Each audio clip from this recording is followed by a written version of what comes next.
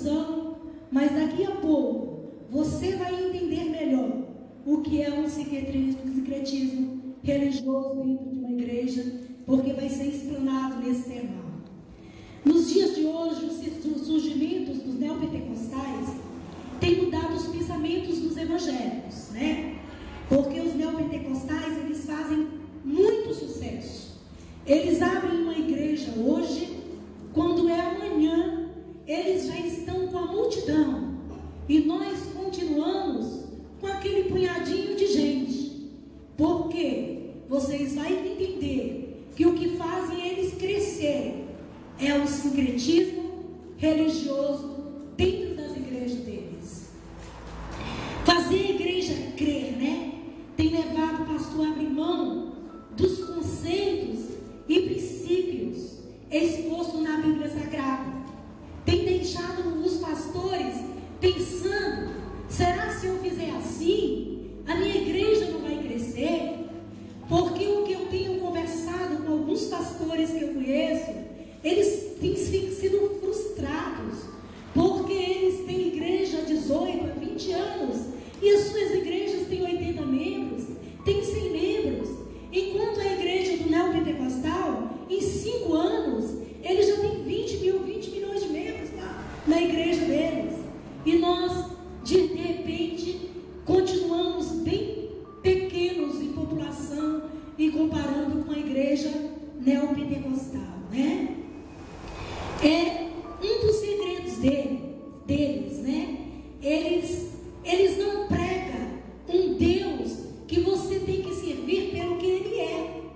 Porque Deus é onisciente, onipresente, onipotente. Porque nós servimos a Deus porque Ele é um Deus criador e Senhor de todas as coisas. Por isso que nós temos que adorá-lo, que amá-lo, que prestar culto somente a Ele, porque somente Ele pode salvar. Mas nos é ensinados nas igrejas neopentecostais que nós temos que servir a Deus pelo que Ele pode nos dar. Você tem que servir a Deus e vir aqui na minha igreja, porque se você vier aqui, você vai deixar de ser doente, você vai deixar de ser pobre, você vai deixar de tantas coisas. Essa miséria vai sair da sua vida, e assim é pregado, e o povo tem crido, e a população é impressionante buscando este tipo de pregação. As pessoas não medem esforço para ir onde for a igreja, não está nem aí, contando que esteja lá. Para quem ministra palavras desta qualidade, está impondo a mão na sua cabeça. Eles não estão nem aí, eles levantam pela madrugada, eles passam o dia todo andando, mas eles estão na igreja buscando as bênçãos, mas não o Deus das bênçãos. Mas eu acredito que esse pouco de povo que está aqui pelo que Deus é em suas vidas, porque eles têm certeza que um dia Deus vai chamá-los e o seu nome vai estar escrito no livro da vida, porque você passou por aqui levando a sua cruz e seguindo a Deus. Você não passou por aqui pegando a sua cruz e dizendo: está pesada, leva, porque eu não quero mais. Aleluia. Glória a Deus. Mas antes de acusá-los, eu já falei o que eles fazem. Vamos prestar bem atenção na nossa vida. Eu vou prestar atenção na minha vida e você na sua vida. Se eu e você não temos feito as mesmas coisas que eles fazem. Prestem atenção. João 32 diz assim: e conheceis a verdade, e a verdade vos libertará. João 8,36 diz assim: pois o Filho do Homem vos libertar, verdadeiramente sereis livres. Você tem crido assim? Desse jeito assim? Como está escrito na palavra de Deus?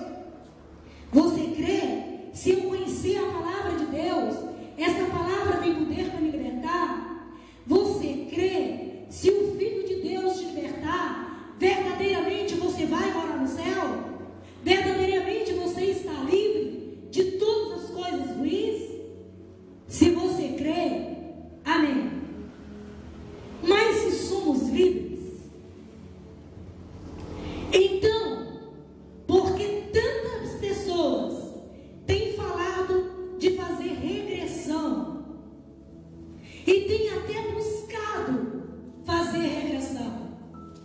Se verdadeiramente, se o Filho do Homem ele me libertar, verdadeiramente eu sou livre. Porque então eu estou procurando cultos de quebra de maldição.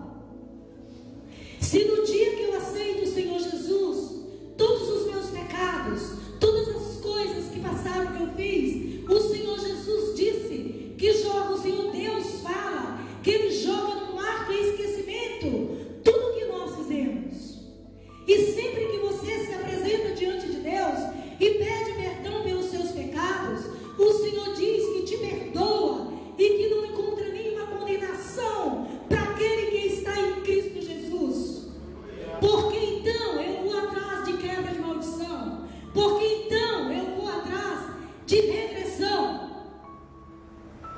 Eu quero só que a igreja pense. Pense se nós temos aderido os usos e costumes das igrejas neopentecostais ou se nós estamos andando como manda a palavra de Deus. Vamos pensando aí. Unção com óleo. Como tem sido feita na nossa igreja?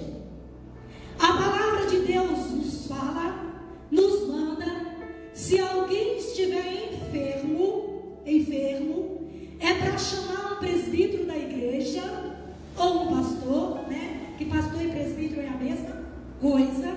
O presbítero ele só ainda não tem um rebanho. O único rebanho que ele tem é lá na casa dele, que ele tem que cuidar muito bem, que é a primeira igreja dele. Mas ele já é um pastor. Já é um pastor. Se diz que é para chamar ele, mandar ungir a nossa cabeça e ele orar por nós. E diz, porque a oração de um justo é poderosa e eficaz, então você vai ser curado. Não diz porque o óleo está na sua cabeça, você vai ser curado. Mas a palavra de Deus diz que quem cura é a oração de um justo. Não diz que é o óleo que cura mim e que cura você. Então, porque o óleo tem sido as pessoas guardados nas suas casas, vidrinhos de óleo dizendo, ainda fala errado, óleo ungido. Óleo é para ungir. Ungir quer dizer passar óleo, né? Seria óleo orado, não ungido. Que não tem jeito como você ungir óleo. E eles compram um carro, vai na meleca, um carro de óleo. Compram uma televisão, soca óleo na televisão. Compram uma geladeira, soca óleo na geladeira. E coloca óleo em tudo que é lugar. Tem pessoas na minha família. Eu estou falando de pessoas que eu conheço, converso com elas todos os dias. Que comprou um carro novo, comprou uns trocinhos de óleo lá dentro, ungido, né? Ungido, óleo ungido. Só Jesus, né? Dá vontade de dizer, como é que você consegue ungir óleo, meu irmão? E colocou dentro do motor do carro, aqui. Sabe o que aconteceu? Gastou uma nota, porque estragou o motor do carro. Isso é verdade. Não coloca no céu não, tá, Cris? Eu já conheci pessoas dando testemunho que a pessoa tinha uma voz igual a minha e queria ser cantora. Tem jeito de eu querer ser cantora. Eu não consigo. Se eu estiver perto da Juliana, eu canto. Se eu estiver perto da Malu, eu não consigo cantar. Então, não tem como eu ser cantora. A pessoa comprar um vidro de óleo e beber. O resultado foi uma bela dor de barriga, né? É claro, né? Porque eu nunca vi beber óleo, né? O óleo é para ser feito aquilo que a palavra de Deus nos manda fazer. O negócio é sério, mas nós infelizmente temos copiado muitas coisas erradas. Cuidado aí, gente. Deus está te avisando hoje. Deus não tem culpado por inocente, tá bom? Ele não tem, tá bom? 7 qualquer coisa. Nós vamos fazer uma campanha de 7 dias. Tem que ser 7, mas o pastor se diz, eu quero que ore 30 dias. Pastor, não pode. Tem que ser 7, porque o 7 é o número da perfeição, pastor. O senhor está errado. Vamos fazer 7 dias. Mas eu conheço pessoas da minha família, meu sogro. Uma vez nós estávamos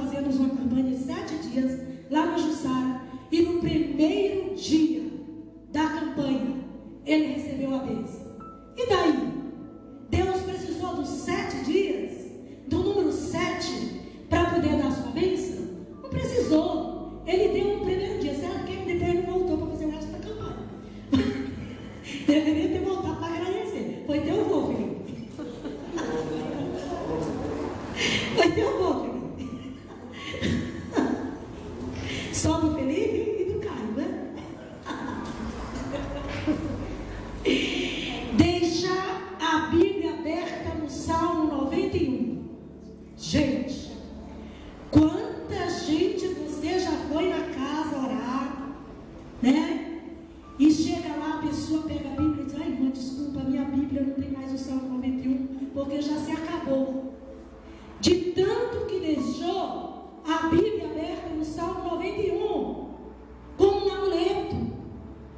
O Salmo 91 é para ser vivido, é para aquele que quer fazer a vontade de Deus e quer caminhar com Deus.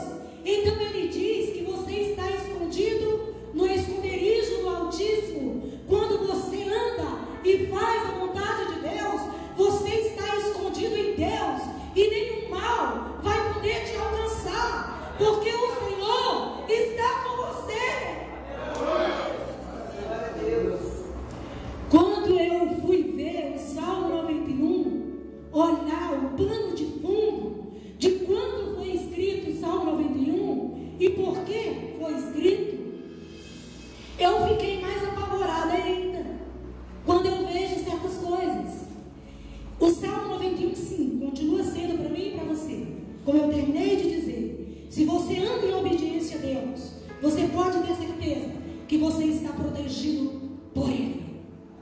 Mas o Salmo 91, alguns dizem que foi Davi que escreveu o Salmo 91, outros dizem, tem teólogos que afirmam que não foi, né? Porém, Davi já escreveu, foi uma revelação de Cristo, que Cristo viria, que aquele que estava escondido no Altíssimo, ele viria à terra para fazer a obra dele, que Deus seria com ele. Olha que coisa tremenda que é. Se é salmo para deixar aberta a sua Bíblia e se acabar, ou é para você ler, crer e conhecer a esse Deus grande que você serve.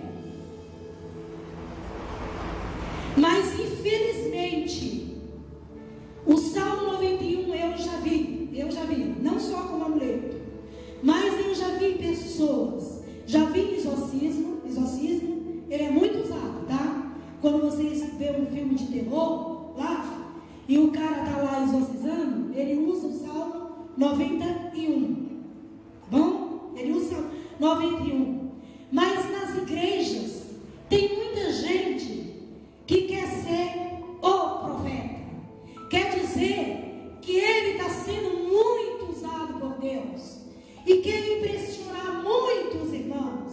Então começa a dizer: eis que eu te digo, irmã Cláudia, que nenhum mal te sucederá, nem praga alguma chegará à tua tenda. E começa a rezar o Salmo 91 em cima de você, como se essa promessa fosse só para a irmã Cláudia. Mas essa promessa não é só para a irmã Cláudia, é para mim e para você, que verdadeiramente está escondido em Deus, fazendo a sua vontade e andando com Ele. Não precisa ficar rezando ele em cima de ninguém, não.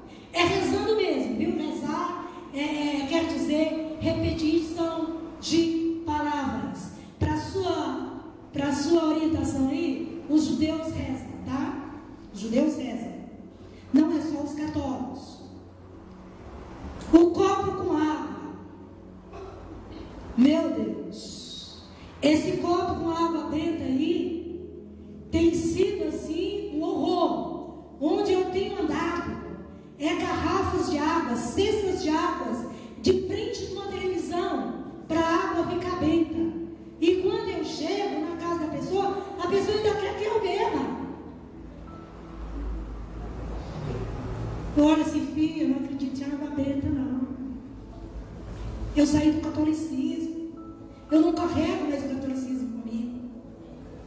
Né? E que mais? Comprar uma toalha ungida. Irmã Fátima, para de falando. Isso aqui é sincretismo religioso. Isso aqui é misturar coisa de Deus com coisas que não são. Eu vou na casa da minha mãe, tem que ter a fronha com a toalha colada. Na cama tem que ter, se tirar vai ficar brava com minha irmã, a cama dela com a toalha colada assim na cama.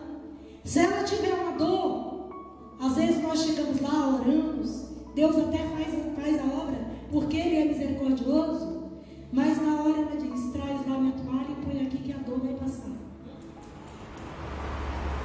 A toalha ungida tem substituído Jesus, o nome de Jesus, que os nossos males têm que ser repreendidos no nome de Jesus, não é no nome da toalha, não é no nome da água, do copo d'água.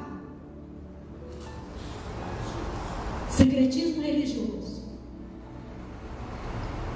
O uso dos amuletos, todos vocês conhecem: rosa, sabonete, Salmo 91 aberto, Salmos 23, terra de Israel, tijolo, fogueira santa, sal, mezuzá. Essa do mezuzá foi muito boa. Foi assim, eu achei 10. A inteligência, R$500. Vou trazer para vender para vocês. Mezuzá é uma da cultura judaica. Eles tinham atrás da porta aquela folha escrita com a seguinte oração de Deuteronômio 6, 4-9 e Deuteronômio 11, do 13 ao 21. Porque Deus mandou eles colocar atrás da porta, e toda vida que ia entrar em casa, eles lembraram, para eles não esquecerem que era para ensinar o bendito decálogo, tá? Sem parar para os filhos deles, para que todos conhecessem a lei do Senhor, tá? É uma da cultura, pertence à cultura judaica. Não é para nós, é da cultura judaica. Mas teve uma igreja que fez esse mesmo aí e vendeu a R$500. E o povo comprou. Aí você olha para este povo e diz: mas por que vocês estão usando esses tipos de coisa? Quando o Senhor diz: se Ele vos libertar, verdadeiramente vocês são livres? Eles vão te responder: é um estímulo à fé. A Igreja Católica também fez as imagens de escultura para ser estimulado à fé. Mas o que diz a Bíblia a respeito da fé? A Bíblia diz que a fé vem pelo ouvir e ouvir a palavra de Deus. E pronto. A fé não vem se eu abrir a Bíblia no Salmo 91 e não ler e não procurar viver. A fé não vem se eu tomar um copo d'água. Ela tem que existir dentro de mim, porque a palavra de Deus me diz que a minha fé virá pela palavra, de ouvir a palavra de Deus. Ofertas. A sua oferta é um sacrifício, e você faz para Deus. Quanto seria o seu? Quanto você colocaria ali quando você quer ganhar? 10 mil? Por mês? Menos? 5 mil? Tá bom? Quanto você gostaria de comprar, música? 15 mil, tá bom. Então eu vou te provar como ela agora é indulgência. Se eu quiser ministrar ela aqui, tá bom. Então traz 1.500 de oferta, para eu dar outros 500, que Deus vai te dar um salário igualzinho. Deus vai te dar um salário de 15 mil e vai te dar um salário de 5 mil. É isso que é pregado, e as pessoas têm se convencido. As coisas não mudou, né? Deus não muda, mas as pessoas, olha o que elas têm feito.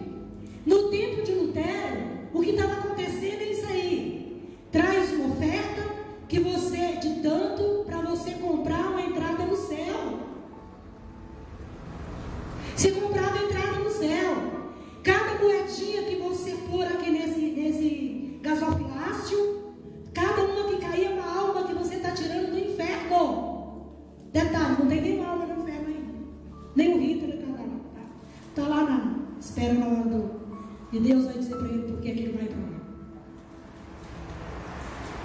Tá?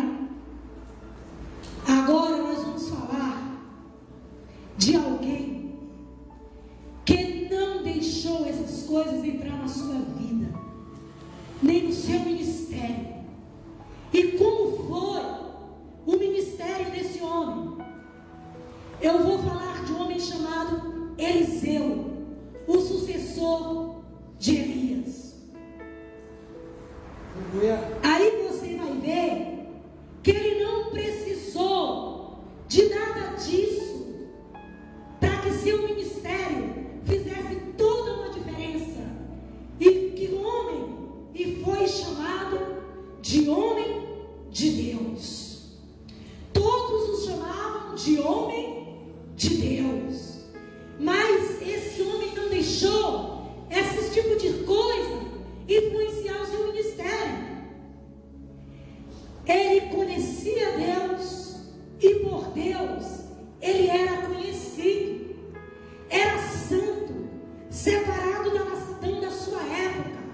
As coisas que eram oferecidas naquela época para o seu ministério, ele não aceitava esse tipo de baboseira no seu ministério, não. Ninguém lançava sobre a vida dele isso aí e ele aceitava, não. Como Deus, ele sentia o pecado do povo e se opunha à idolatria e à apostasia.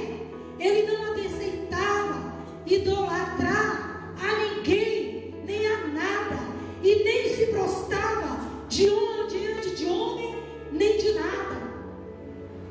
O seu ministério foi um ministério limpo, embasado no que Deus manda fazer. O Espírito de Deus estava sobre ele, falava com autoridade e fidelidade à palavra de Deus. Um ministério confirmado por Deus, com milagres e poderosos sinais. O texto que eu li, vamos agora para o texto que eu li, diz que havia fome na terra.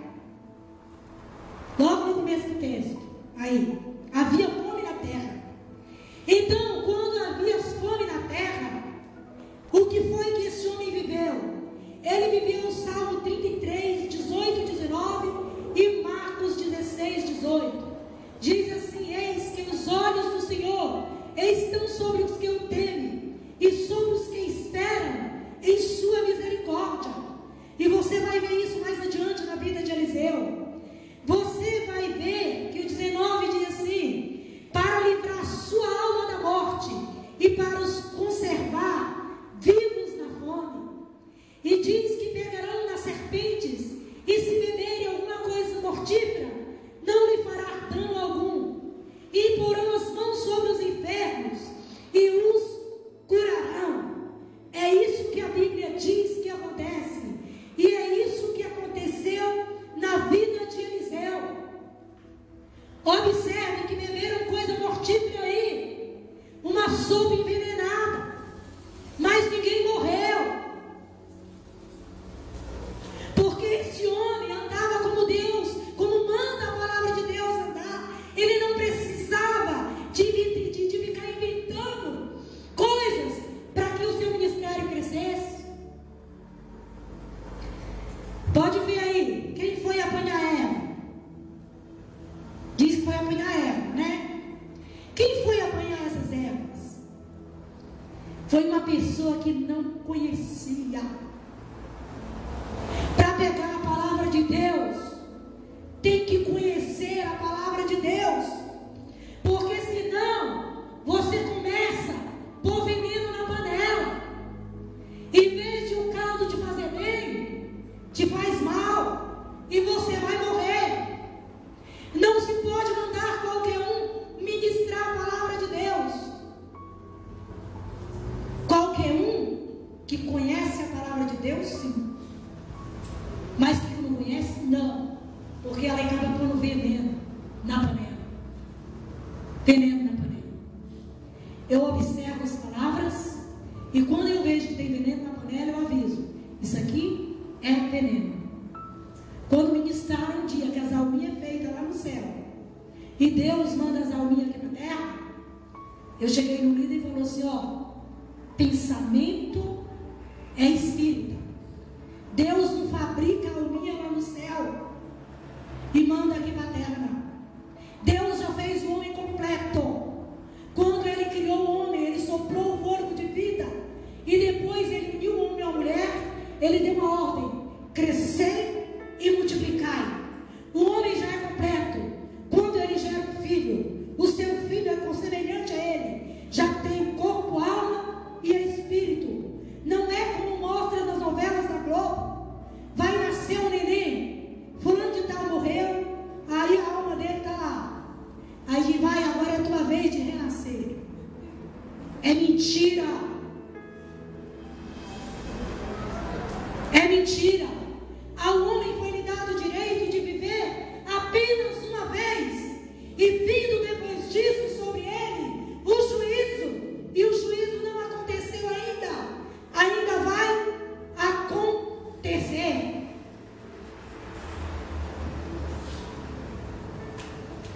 Quem não conhece é louco para cor, veneno na panela. Prega que crente não pode ficar doente. Quando você vê essas coisas aí, pula fora. Amarra demônio. Os demônios vão ficar tudo amarrados. Toda doença é do diabo. Prega isso aí, você está doente, irmão. O irmão pegou uma gripe, coitado, não, mas é o diabo. O irmão chega triste, a irmã chega triste na igreja, porque a situação é difícil. Quantas coisas acontecem na nossa vida que nós entramos em depressão. Me diga qual o pai que perde um filho, uma mãe que não entra em depressão. Ele vai para a igreja e o povo olha e diz assim, é do diabo. Não, irmão, não é do diabo, não. Nós somos carne, nós temos sentimentos, nós somos pó, nós nos abatemos, nós sofremos. Nós não temos um Deus que quando nós caímos, Ele segura na nossa mão e nos levanta, não nos deixa prostrado pelo resto da nossa vida. Mas nós passamos por lutas, por depressões, sim. Aí eu já citei aí o óleo, o 7, Salmo 91, a água benta, os amuletos lá, as indulgências, né? Sem contar o bendito tijolo, né? Outro dia eu dei um presente a uma pessoa de um vaso bem bonito, transparente. Eu tinha esse vaso e essa pessoa era louca por esse vaso. E ele é bem grandão assim. Aí eu cheguei lá na sala da pessoa, estava um tijolo desse tamanho. Eu olhei assim, se eu soubesse, disse que era para comprar esse presente, eu não tinha te dado. Mas eu não falei não, deixa para lá, né? Qual o resultado desse tipo de palavra? Que as pessoas vão buscar e depois são mentiras. O que Eliseu falava acontecia. E quantos têm falado e não tem acontecido? E essas pessoas voltam decepcionadas. Aí elas começam a enfraquecer. Porque tudo, eu olhei para pessoas da minha família que chegou e falou assim, essa pessoa era a única da família que era mais ou menos. Ela tinha bastante joias. Ela olhou para mim e disse, eu não tenho mais nenhuma joia, nem todas para a igreja. Vou mudar de igreja. E mudou para outra pior um pouquinho. Tem nenhuma joia.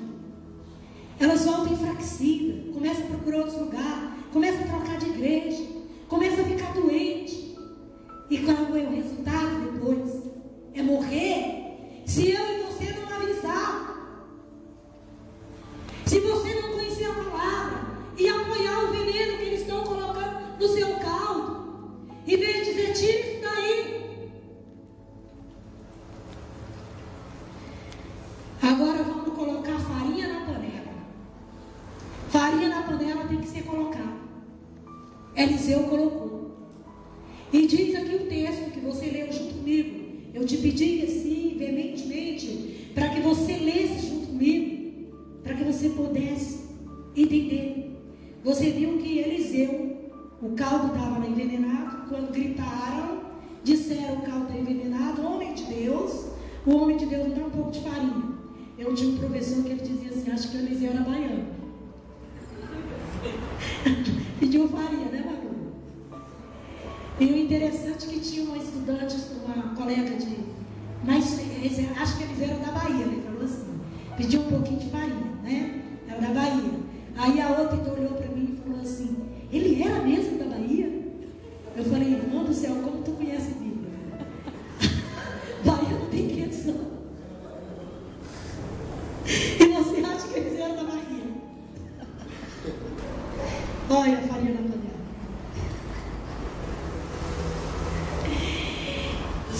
Para colocar farinha na panela é quando você é contra as mentiras, essas mentiras pregadas. É quando você é contra esse secretismo religioso de trazer para dentro da sua igreja esses tipos de coisa, de mentira.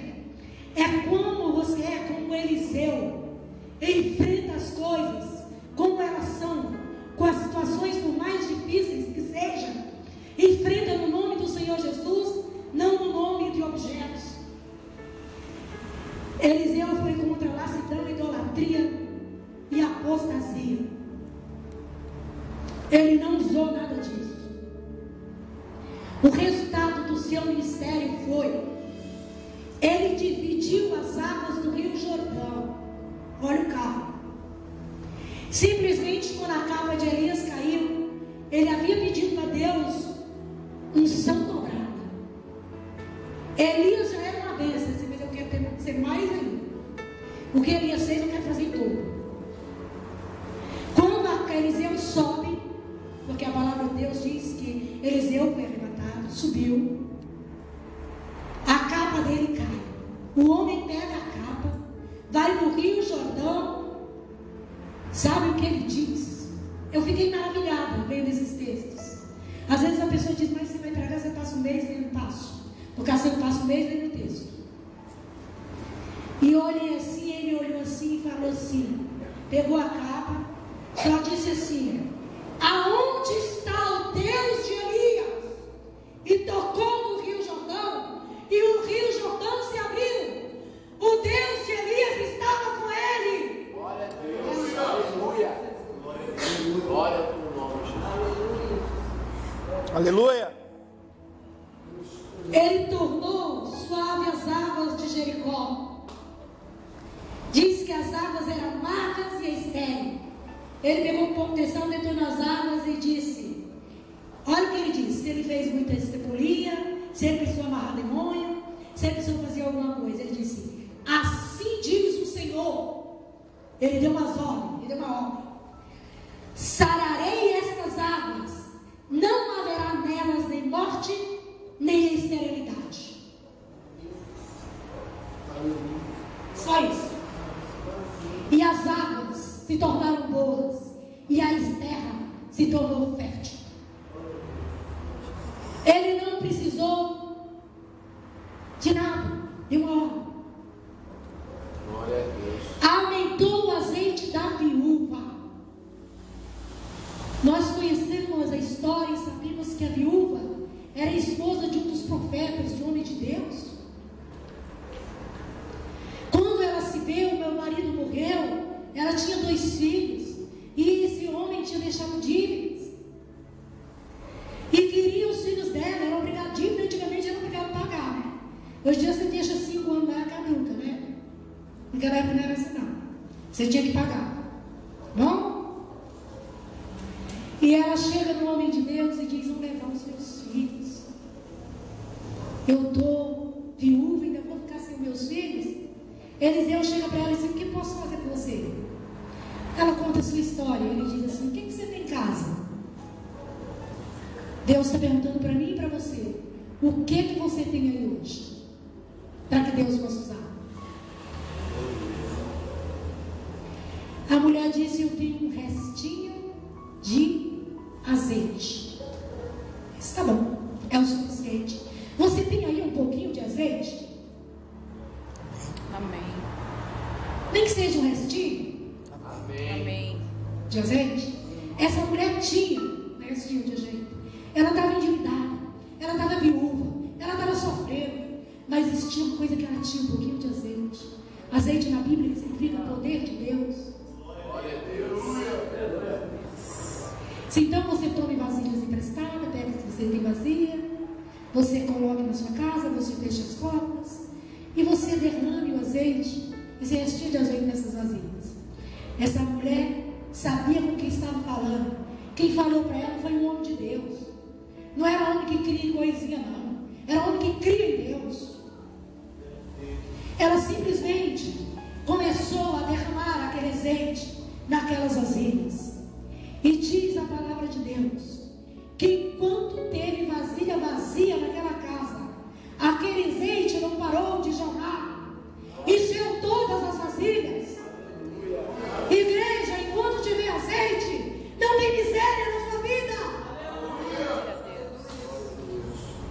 O Senhor é com você. Tenha fé.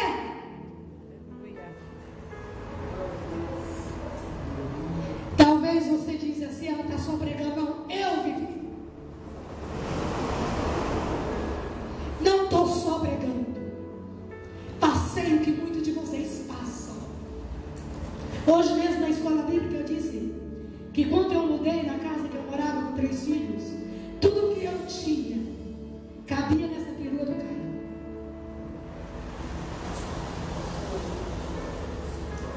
Tudo. O marido, eu, os 3 filhos e tudo que eu tinha. Eu posso dizer que Deus veio sobre minha vida e mudou a minha história.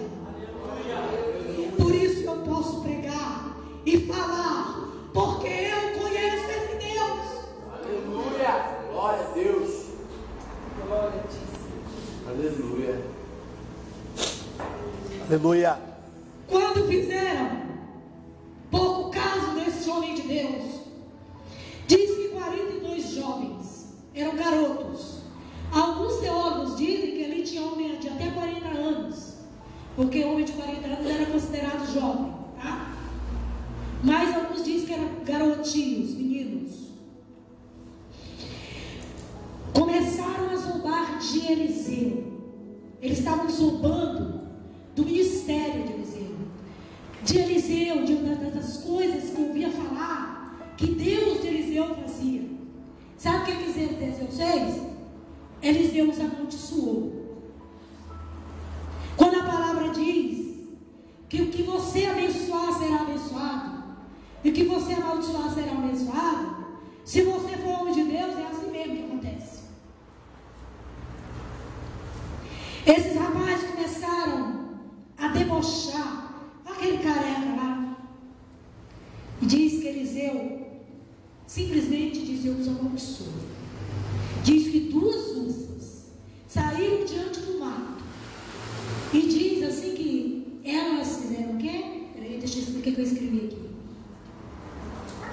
Despedaçou. Mas ela não os matou não, viu? Quando você vê o contexto religioso, quando você vai estudar a história, essas ursas os feriram. Foi para cima dele e feriu dos 42. Por quê? Quem não sabe que está mexendo com Deus, quando mexe com você, se tivesse essa consciência, Deus até perdoa, porque está vendo que não conhece Deus. Porque Deus olha assim, se ela soubesse que se essa pessoa soubesse que eu sou na vida daquele homem, na vida daquela mulher de Deus, ela não falaria mal, ele não falaria mal. Porque quando mexer com ele, Deus diz, está mexendo comigo.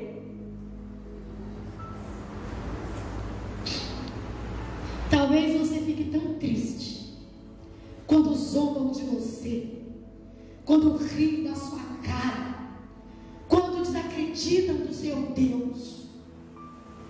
Eu não sei se você vai levar isso para a sua vida, para a minha vida eu levo e vou viver. Eu sei que quando você faz para mim o bem, Deus está vendo e vai te abençoar.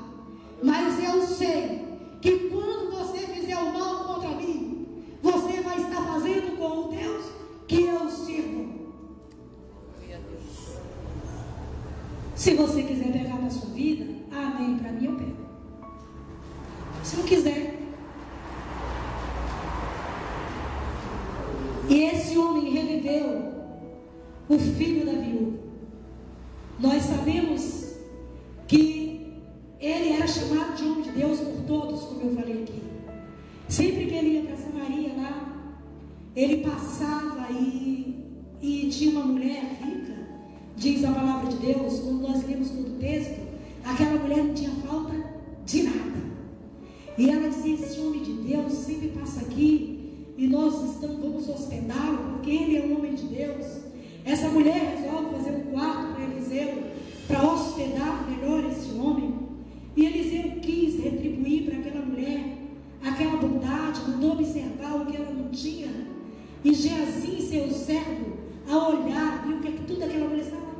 Ela está no meio da família, ela tem dinheiro, ela tem marido, ela mora aqui no meio do povo dela. Essa mulher não tem falta de nada, só que ela não tem filho. E Eliseu vai chamar aquela mulher e profetiza sobre a vida dela, que ela será mãe. E essa mulher concebe um filho. E quando eu acho interessante no texto, esse texto tem sido ministrado, eu já vi até alguém debochar dessa mulher, né? Que quando ela perde o filho, quando ela sai, que aquele filho adoece, ela sai à procura de Eliseu, né? Ela, ao ser abençoada por Deus, no momento de ser provada, ela confiou na promessa, ela confiou no Deus de Eliseu.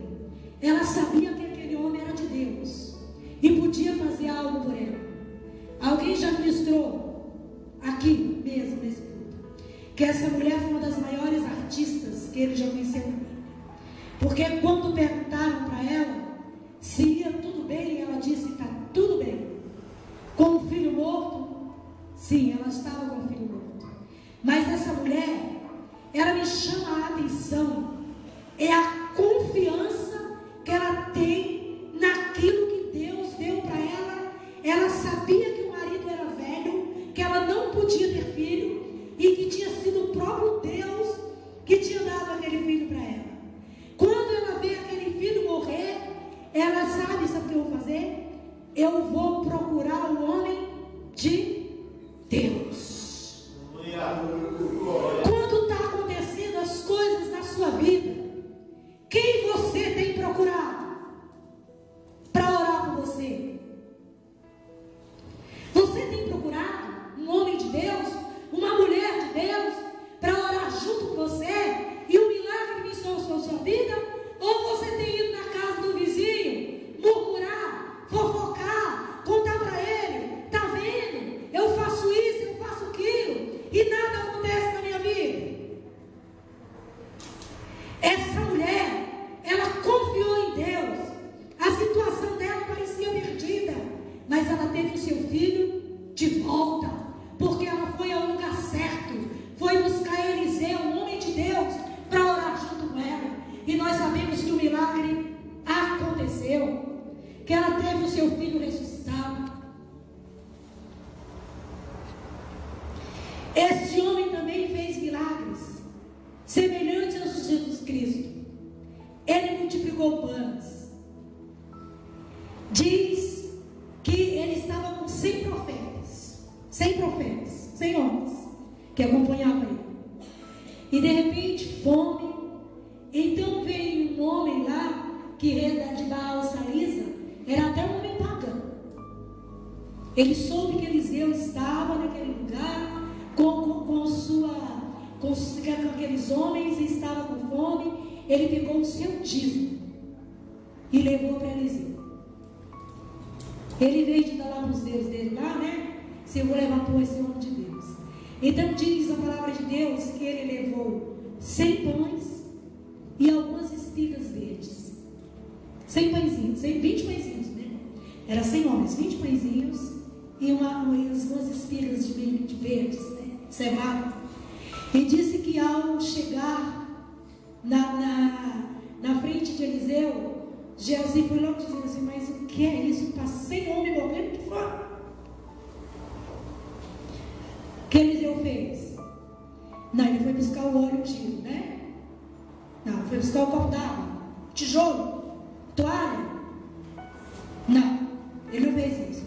Ele só disse assim: dá ao povo para que coma, pois assim diz o Senhor: comerão e ainda sobrará. Aleluia. E o exército inteiro comeu e sobrou, porque quem disse foi Deus. E quando Deus diz, acontece. Então não se decepcione com as profecias que já veio na sua vida e foi mentirosas, porque eu te garanto que o homem não foi de Deus, que se fosse acontecia. Curou Naamã, o chefe do exército sírio. Também ele não fez algazarra nenhuma. Naamã foi lá, poderoso sim, homem de exército, lotado de oferta de indulgência, carregado para dar para quem pudesse curar ele. Ele nem aceitou, ele nem recebeu Naamã. Só mandou o moço dizer assim: diz para Naamã que vai lá no Rio Jordão e dá 7 mergulhos. Nós conhecemos que ali Naamã ficou bem infeliz, bem bravo, né? Imagina um cara como eu, esse aí não quer me receber, eu com todos esses presentes para ele. Você imagina como foi a história, se você começar a pensar. Mas houve uma reluta, mas alguém aconselhou Naamã, e Naamã foi e fez o que o servo de Deus mandou. E o que aconteceu? Ele foi e disse que a pele dele, uma pele leprosa, de um homem de exército, ficou com a pele de um menino. Você já notou a minha pele para a pele da Manuele? A diferença que é? É muito diferente. E a pele da minha mão deve ter ficado como dessas crianças. Fez